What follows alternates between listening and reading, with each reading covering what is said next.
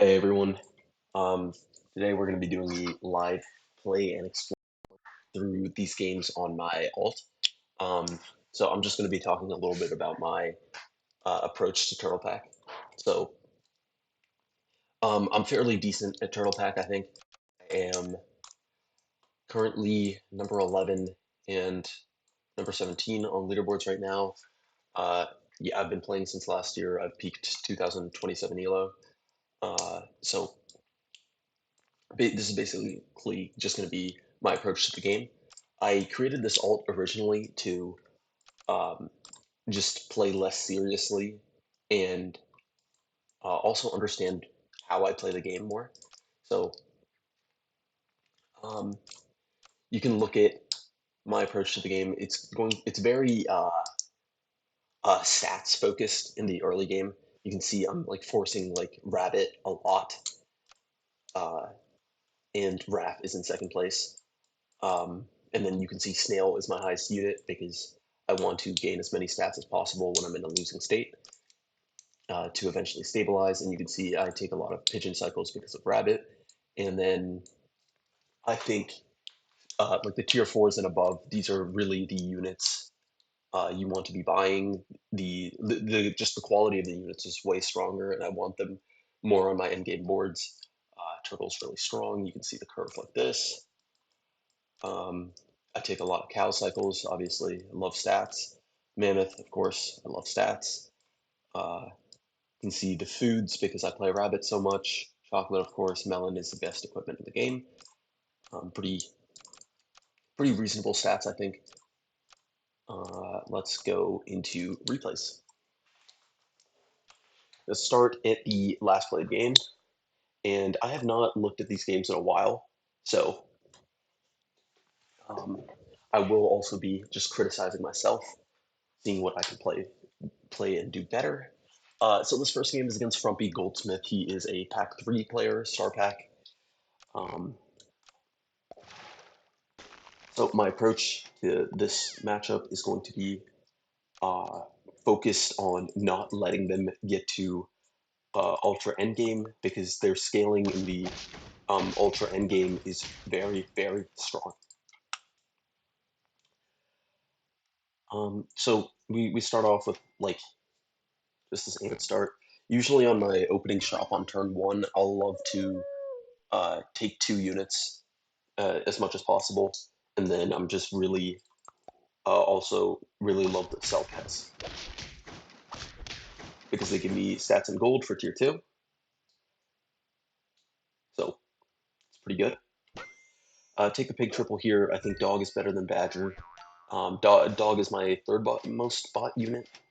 You can see I skip a swan there as well. Swan is usually a pretty good unit, but like into the pack three matchup, I think I just really, really want to keep lives. I want to buy units with actual in battle abilities and be able to use that to win or draw, or not draw, but win as many rounds as possible. Um, so yeah, when I'm playing these dog lines, I'm very focused on buying just new units and getting a lot of temporary dog stats to win rounds. And I'm going to be buying like the tempo units, like the uh, like the kangaroo, like the peacock. Those are your giant um, tempo units for tier two. Like if you look at these units, like peacock is basically 2 5. That's a 7 stat unit. Kangaroo's always a 3 4 at minimum. It's just another 7 stat unit, and it doesn't have downside like rat. Rat is a 9 stat unit, but has downside of summoning a dirty rat. Um, and I I usually skip a lot of tier fours. I decided to take the parrot here. I'm actually kind of unsure about that because I don't know if it does anything. Like on tier three, I want to capture as many stats as possible. Like all my units are base stats right now. Not a single one has caught a bit of stats, and you can see he's buying capybaras. He's going to get some stats soon. Um, I'm not too sure about this parrot. I'm gonna garlic this because at minimum he's a 6/7, so I think that's gonna get a decent amount of value. Usually into pack 3, I don't buy that many garlics because of the problem of seaweed. Seaweed removes a ton of your health. Uh, yeah, but yeah, on this tour, I seem to there's like two ways usually you can play tier 3. It's either like isolating, playing like 2 or 3 units and buying salads and such, or you're like very rolling for triples and trying to play for your tier 5s. Yeah. So we finally lose a round, we lose by a large margin. Um,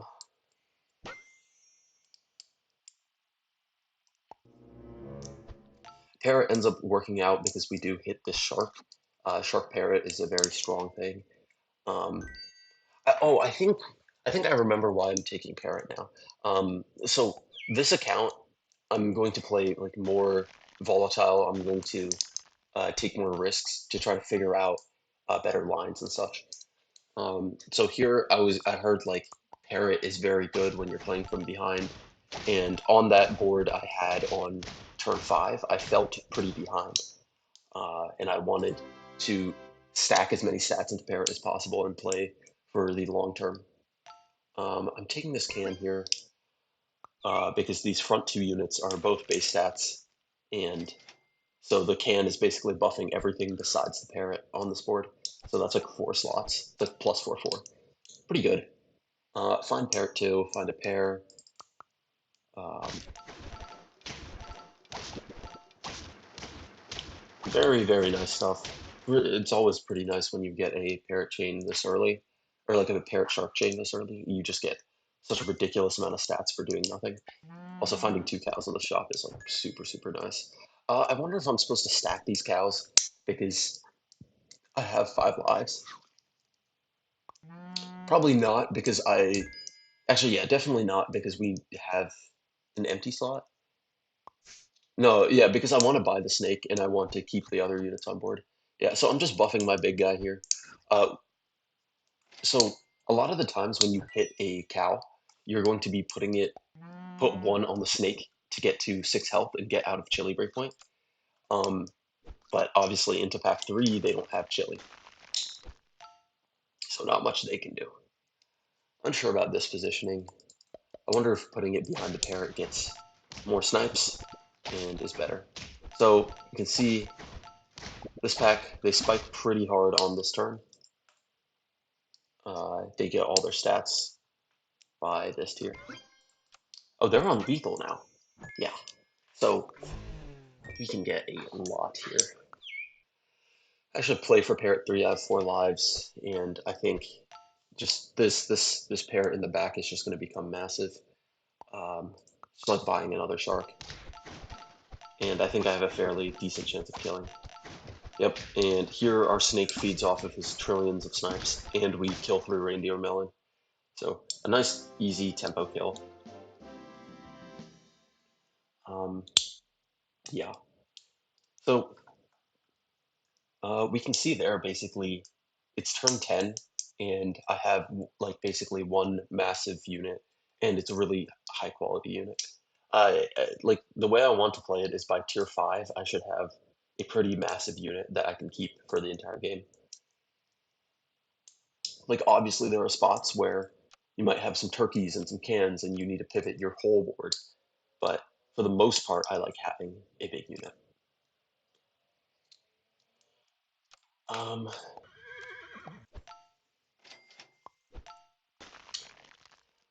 Here we get one of my favorite starts, the horse cricket. Like nearly nothing can beat this.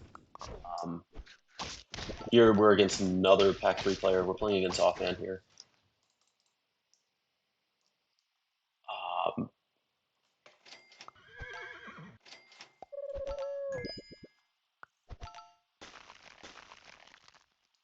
yep. So with cricket, a lot of the times I do like playing big cricket, especially on these types of boards where I have the horse stats. Um, it just makes cricket an even better unit. Also, cricket has upside with stake later because it has the zombie cricket and can get a another layer. I think Snake Tiger is usually the best thing to hit. This is interesting. I take double rabbit um over the two sheeps because I'm scared of iguana like erasing my whole board if I do buy the sheeps, and then all my tempo is gone. Like usually I do like playing some amount of tempo into pack three, but that seemed like a little too much. So I just decided to greed and then play big cricket, especially because I already have a breadcrumb, so it's going to be 4-7 already. Um, this horse is weird. It's like plus 3-1, but like two of those attack are like two of the attack is temporary. I don't think I should freeze it. Don't think it's worth. But yeah, I don't think I should be buy. I guess I was thinking I wanted to buy three things this turn, so it's fine to buy the horse. I don't know. Still seems a little questionable because I could just buy a tier two instead. I guess I was thinking maybe I'll play an isolate board onto 3 units instead of four, or sorry, instead of two. With the when I hit salads with these rabbits.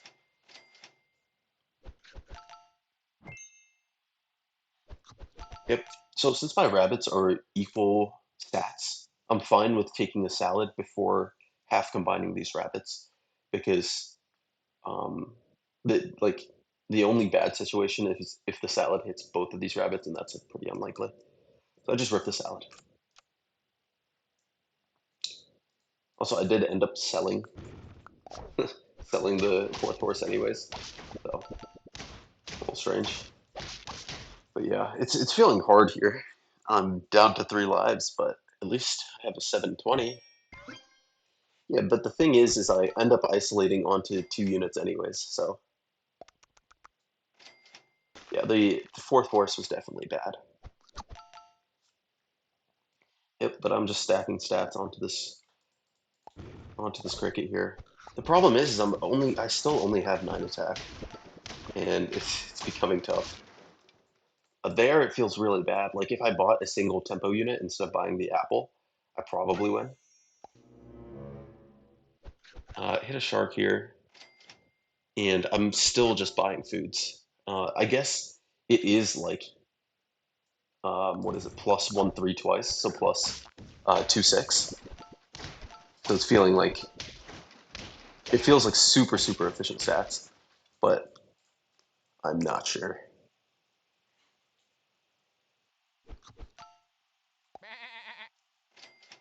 I just take a random sheep for tempo because it's turn 8 and I still have and I just want a 5 squad now. Um, oh yeah, also I position around the ibex. What you can do is if you have a giant health unit, you can just front the rabbit and the ibex wastes its trigger on that. But we finally stabilize, which is good, but he still has 4 lives and his board is quite good. Not to say ours is bad, because it definitely is not bad. Yeah.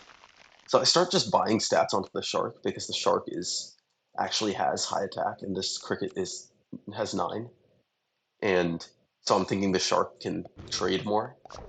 Also, you can see I play fourth shark because I'm scared of dying to 1 unit at the end. Like I'm scared that the shark will just trade a 1 unit and then like I don't think the +2-2 matters, but I could be wrong. I guess this isn't +2-2; it's like +6-6 to have the sheep in front of the shark. Maybe it was worth. Oh, hard stuff. Uh, yeah. So I think Chili's pretty good into these Spino type boards. Especially when you have 20 health, you're going to be triggering like tons of times. Uh, yeah, my approach is very yeah. Now I'm just like not feeling scared at all. Like he's just so unbelievably far behind. I realize I'm hitting like 50 health on the shark, so I need to stop buffing it um, because I'm starting to waste stats. Take the cow cycle makes sense. Find a boar. Boar is another is also pretty good with rabbit because it gains attack. That's like the main hard part about rabbit boards is you don't have attack, and that's why I buy a steak. Skipping pizza seems interesting. I think pizza is still like a lot of efficient stats, but maybe not. Yeah, you can see the board putting in infinite work there. Yeah, the spinal board is just way, way too small. And he finally gets the pivot off here, I think, right? There's shark two. I replaced the chili with steak um, because I think he's going to pivot his starfish and he's going to get way larger units, and the steak is going to get value. Well, that steak did not get value. That steak got a decent amount of value. Um, but yeah, it's just not going to be enough. Shark 2 is just so incredibly good, especially when you can get the rabbit to get health on it, and um, it just becomes a massive, massive unit. That's just how rabbit boards turn out. You have just like plus 20 health on units for free. He's strong stuff. So this is another game against offhand.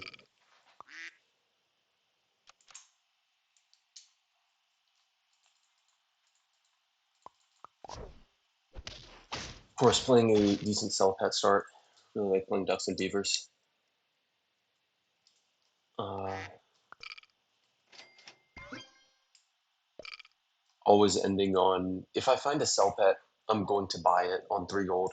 Otherwise, I'll just roll down and try to find the last duck. Um,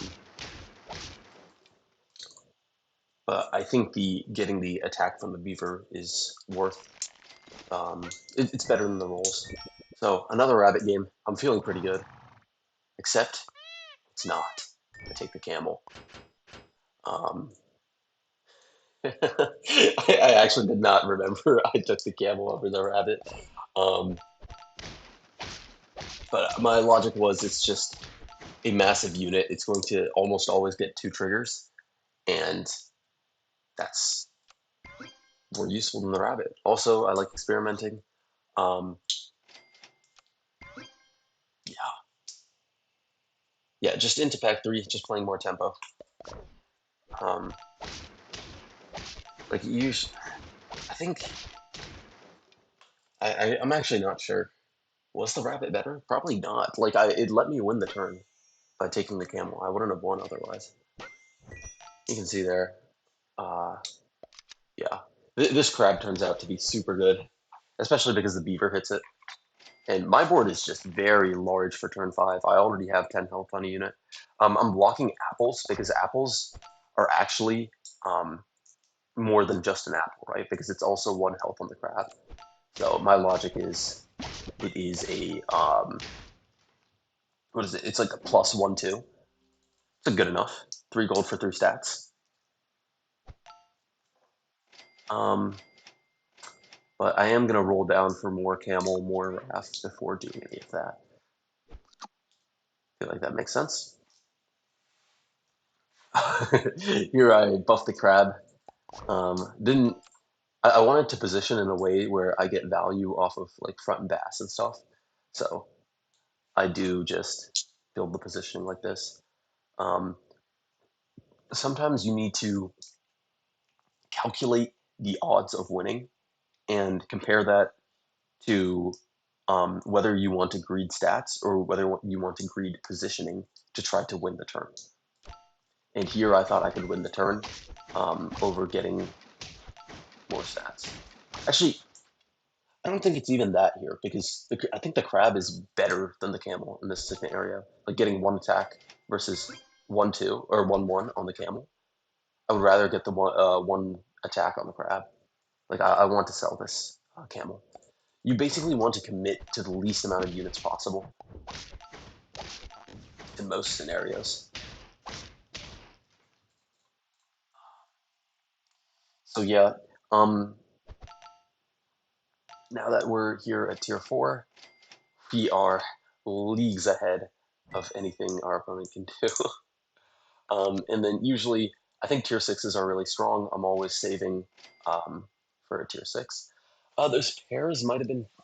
I would have froze the pairs because the pairs same logic as the apple.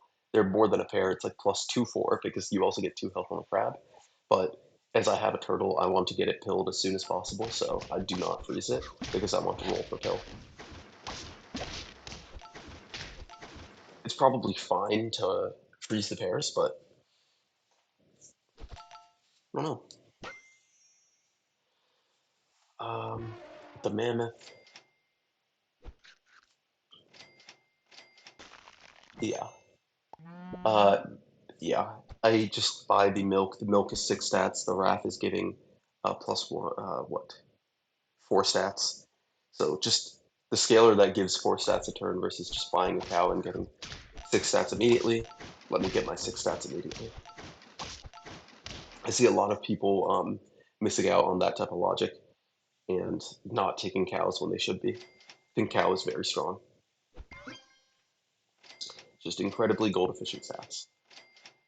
Yeah, here I'm basically just rolling for Mammoth 2 and Pill. I don't think I would really take any of the tier 5s because I want to sell the cow for a tier 6 and then sell the turtle for a tier 6 for the most part. Yeah, my board is ridiculously strong. Um, yeah, so that's like you can see from all of those games. I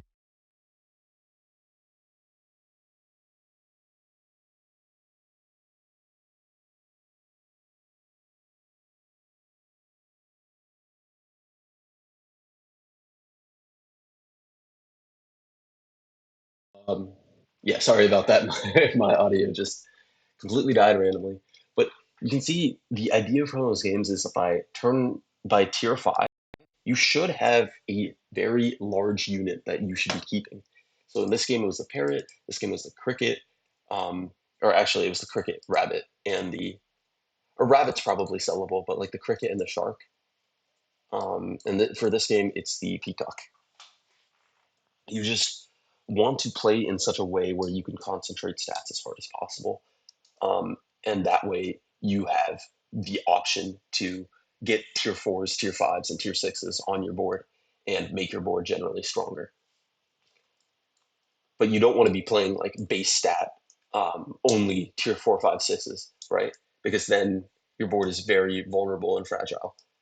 You want to have big units from the early game, big units that you build up throughout the entire game. I think this is our last game against, yeah. So that's all for the Pack 3 games for now.